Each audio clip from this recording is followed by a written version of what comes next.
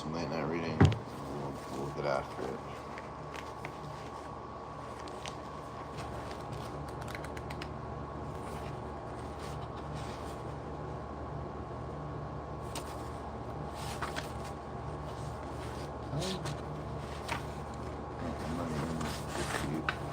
I might as well just start from the beginning.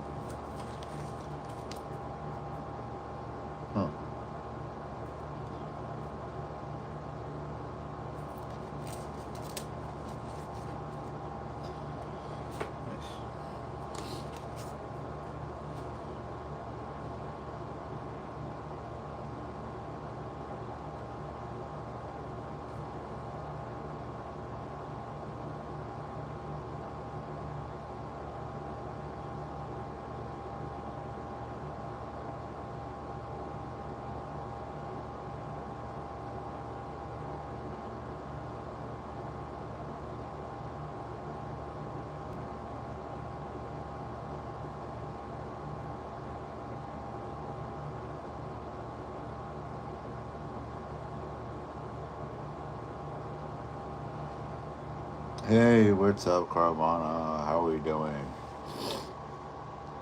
Oh, wow, I can see.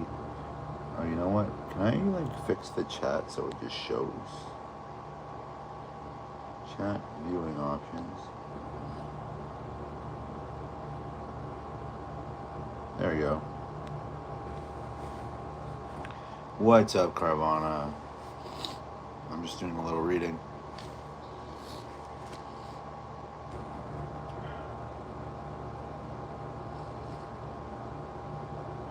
It says the Sabbath observant too.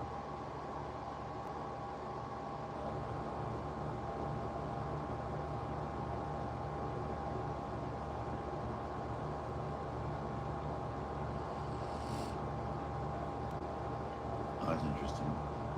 Yeah, good question. Consider the Jew who believes in the traditional principles of Jewish faith, but joins the Reformed movement.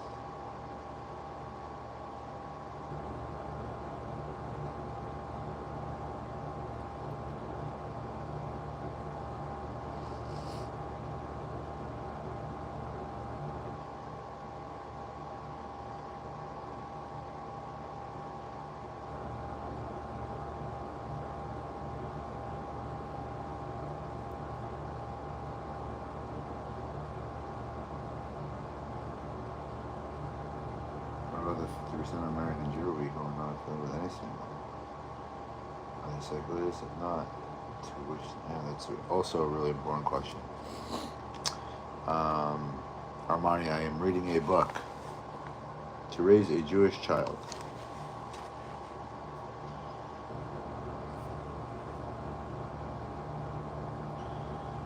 Since American Jews,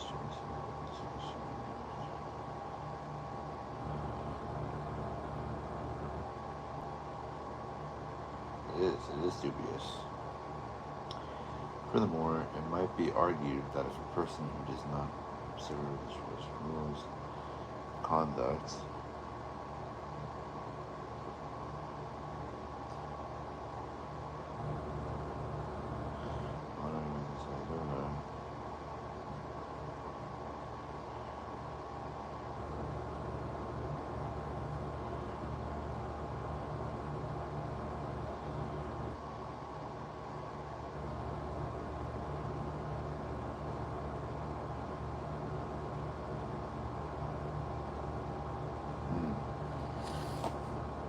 makes sense.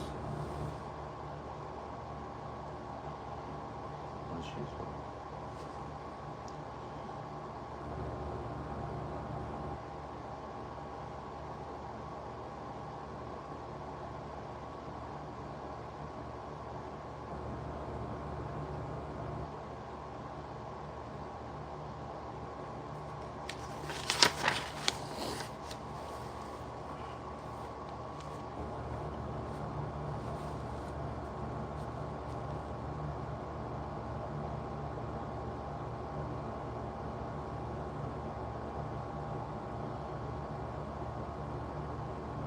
Read the book out loud.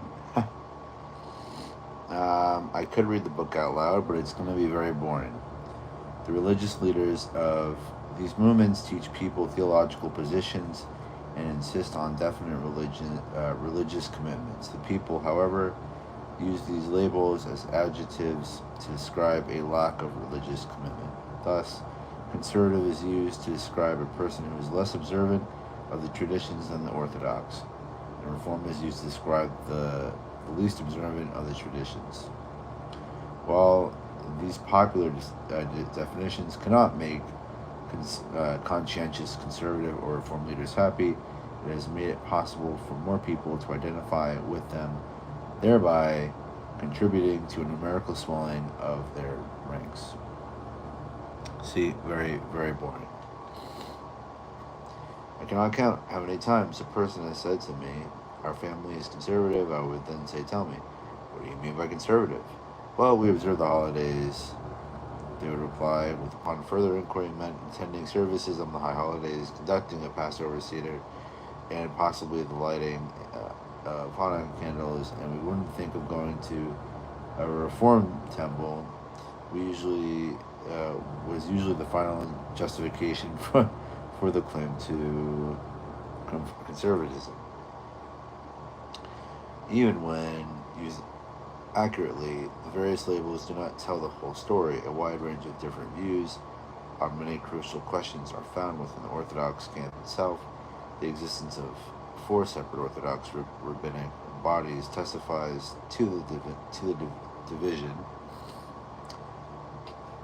There's a word of difference between the Hasidic Jew of Williamsburg, New York, and the religious observance scientist at Harvard University, yet the same Orthodox label applies to both. While the conservative movement is organizationally united, it contains within its fold those whose views and practices border on orthodoxy and those whose views and practices border on reform.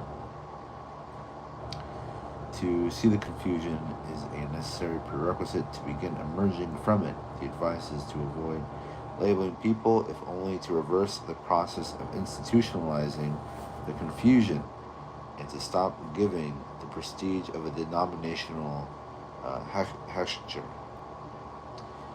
to, what does that mean? Oh, a rabbinic seal of approval to indicate that a food product is kosher. Gotcha.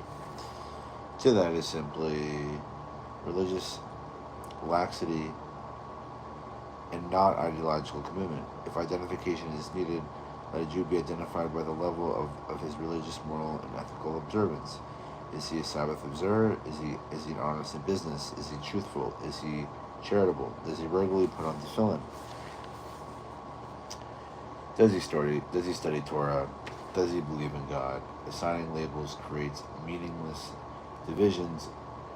Learning to see what is behind them is what is important.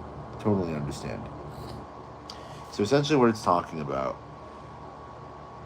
what's up, Joel? Essentially what we're learning about is on raising, it's on the topic of raising a Jew. And when you think about raising a Jew, it's important about, and you can use this in like other faiths. The topic comes up of like, well, what level of observance are you? And what they're essentially, what this rabbi is essentially saying is, when he goes and interviews people that say what they are, there are blurred lines between their responses. When you ask an Orthodox Jew what like, oh, well, why do you go to this synagogue versus that synagogue? Because they have different denominations, and they have different answers because of their story, because of their background. And so he's saying that it's important to look at the character of the observance of that Jew and that person, and where they keep, and that's like the answer to this question. Because what people will often do is they'll divide themselves and they'll divide people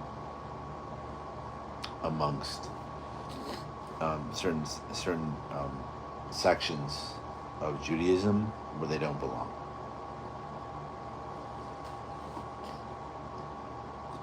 Anyway, yeah, I know it's boring too. Alright, so now I want to see this clip. Oh, no.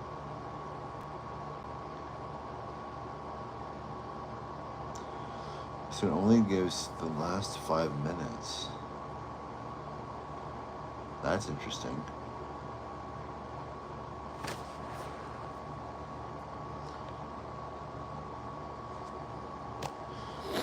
Interesting. Okay. Jewish respect for scholarship in American myth. If we really want to raise children and be with the Jewish spirit and enrich in Jewish knowledge, then we must first restore the traditional value that Jews have placed on learning and scholarship. That tradition is eroding. We pride ourselves in something that's no longer true. We point to a long history of respect for scholars and scholarship and of support of education. It is customary to call that a system that is free public compulsory education was established among the Jews of Eretz Yisrael as far back as 64 CE.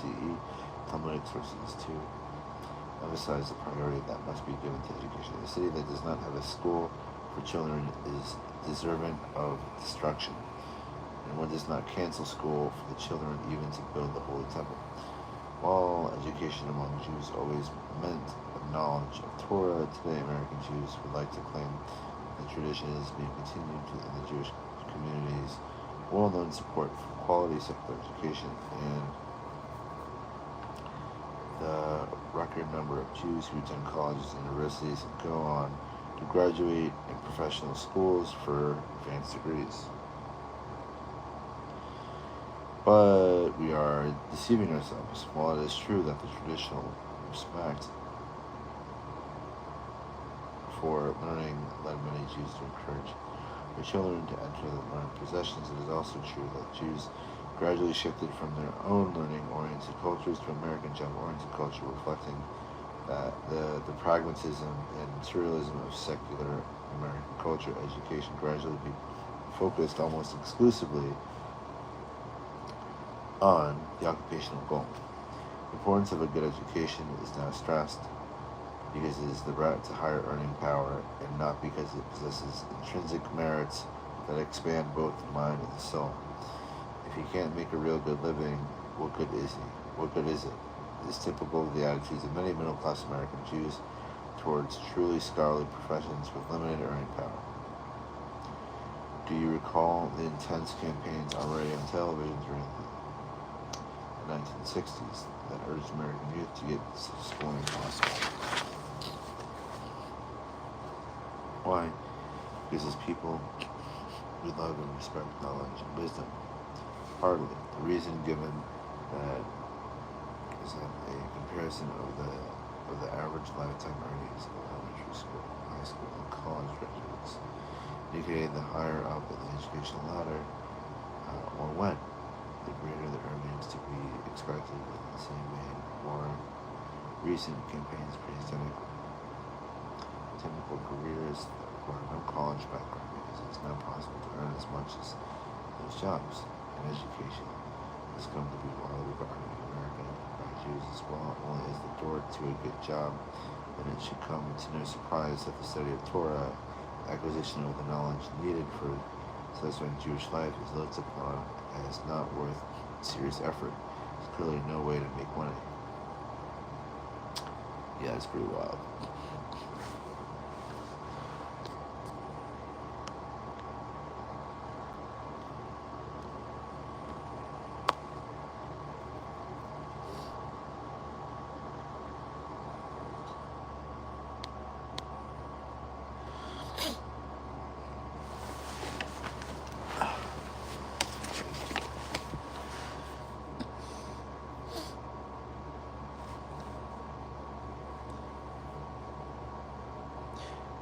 Even though it's for Jewish versus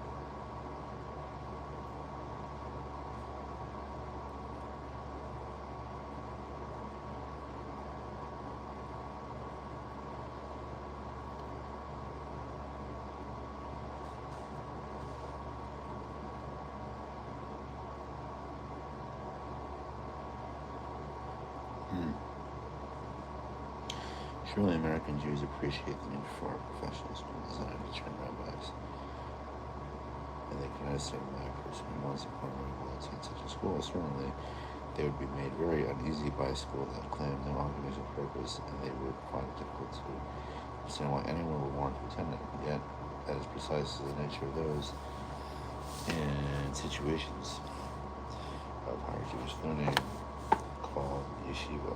They are generally referred to as rabbinical seminaries, but have never been that at all. Even today, very few yeshiva actually train students to become professional rabbis.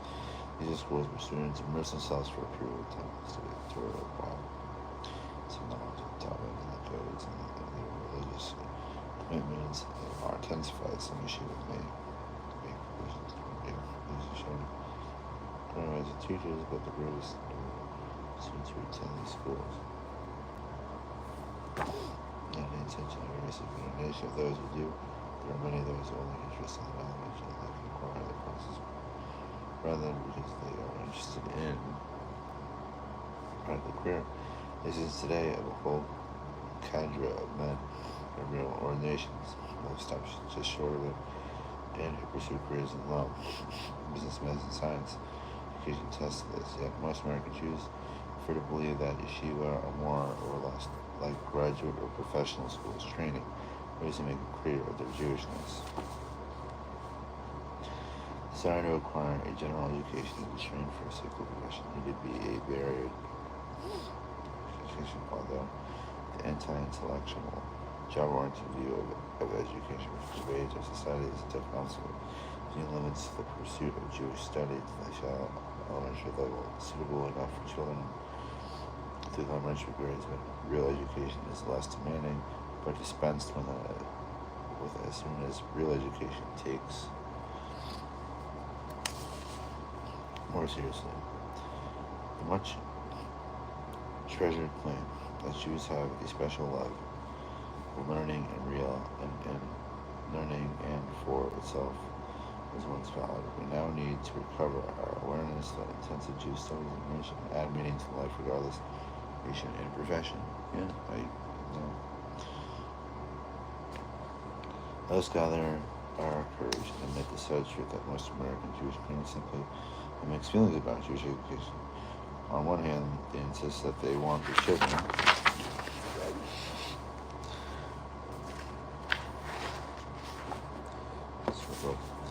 Jewish education, and once they believe that they are taking everything in their power to provide it. They don't want too much Jewish education, just enough to make the children aware of their Jewish identity and keep them from a mixed marriage. But in truth, they are really afraid that a good Jewish education may succeed. They are afraid that it might make their children too Jewish. That fear is revealed to any observant Jewish educators. Most casual conversation with parents and the parents' reactions to the progress policies of Hebrew schools, of the limited achievements. As well, bemoaned, many are secretly very satisfied if they weren't. Most parents would have revolted a long time ago and demanded more, as it in fact a minority group of parents who adopted far more intensive program offered by day schools. Even among them, the fear is not wholly gone. Jewish parents and largely chosen to walk an education tightrope, their objective being to move the children along without falling into an unwanted success, becoming too Jewish on an outright failure, rejection of Jewish loyalties. The Jewish educational establishment is under constant pressure to maintain that tightrope. It is a difficult compromise to maintain. It calls for dissociating Jewish studies from life experiences while simultaneously expecting these studies provide emotional satisfaction, intellectual stimulation, and psychological support. We expect Jewish education to provide the magic formula whereby a child will learn to think and feel Jew while continuing to live a Gentile. Like a Gentile is completely unreal. Jewish parents expect education to be relevant and support philosophies that view education as an integral part of life itself. Yet, in Jewish education, many actually insist on relevance. How else can one categorize the inevitable demands by parents of themselves far from religious tradition to teach my children, Jew, not to religious? What parents are essentially asking is for Jewish education to transmit a feeling of peoplehood and an appreciation for Jewish values, while stopping short of inspiring the youngster to abide by those values, or stopping short of the religious with which the peoplehood has been historically identified.